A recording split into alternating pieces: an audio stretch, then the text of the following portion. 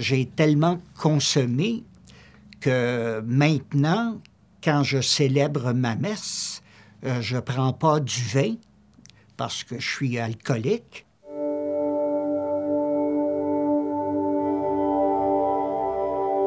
Moi, avant d'être prêtre, j'ai été dans la rue, j'ai consommé beaucoup, drogue et boissons. J'ai connu les refuges et je pensais au suicide un soir. J'en pouvais plus. Alors j'avais assez d'héroïne sur moi pour avoir une surconsommation de drogue. Et en marchant sur la rue Sainte-Catherine, il y avait la petite église Notre-Dame de Lourdes. Alors j'entre dans cette église. La présence réelle est là. Alors je m'approche tout près. Je me mets à genoux. Pendant que j'étais devant la présence réelle, il m'est monté comme une voix. Je n'ai pas attendu, là, mais c'est comme s'il y avait quelque chose qui avait provoqué à l'intérieur de moi. Ça m'avait dit « Deviens mon petit prêtre ». Alors, il en était hors de question. Alors, j'avais pointé la présence en lui disant « Oublie ça, je ne deviendrai jamais un prêtre ». Puis regardez aujourd'hui, hein, il m'a vraiment pris au sérieux. J'ai une grâce, j'ai des grâces.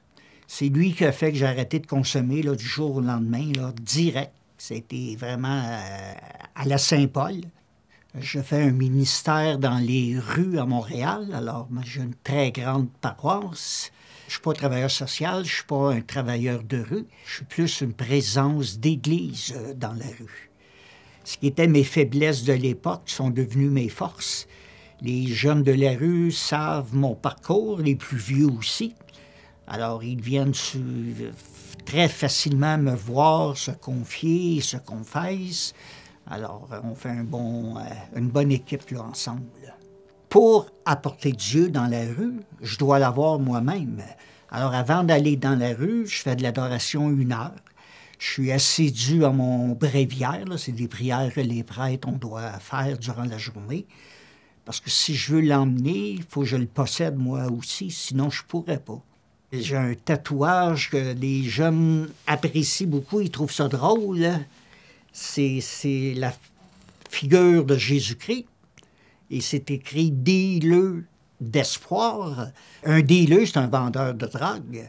Alors moi, je suis un vendeur d'espoir au lieu d'être un vendeur de drogue. Alors c'est ça, dealer d'espoir. Les jeunes, il y en a qui me connaissent par ce nom-là. Il y a d'autres jeunes qui m'appellent, qui me disent, parce qu'ils savent que j'ai été dans la rue, alors ils me disent, lorsqu'on rencontre un évêque, on rencontre un cardinal, on lui dit son éminence, son excellence, mais vous, on va vous appeler son itinérance. Les gens de la rue m'ont enseigné beaucoup à ne pas juger, d'accueillir toute personne. Peu importe ce qu'elle a fait, elle vaut toujours plus de ce qu'elle a fait, parce que c'est une personne à part entière. Pour moi, chaque personne, c'est une histoire sacrée, et ça, j'y tiens. Avec toutes mes folies que j'ai faites dans ma vie, je ne suis pas placé là, pour donner des ordres à un autre. J'accueille tout le monde. Une fois une journée, il y a une prostituée qui s'approche pour recevoir la communion. Alors, en lui présentant l'hostie, je lui dis « Voici le corps du Christ ». Et elle me répond « C'est le seul corps qui me respecte ». C'est quelque chose, hein?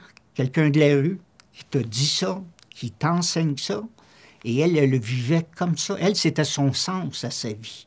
Des fois, les gens me disent, « Comment vous faites pour faire ça dans la rue? Ça fait 34 ans, voyons donc. C'est pas difficile. Je rentre chez nous, là, je suis très motivé.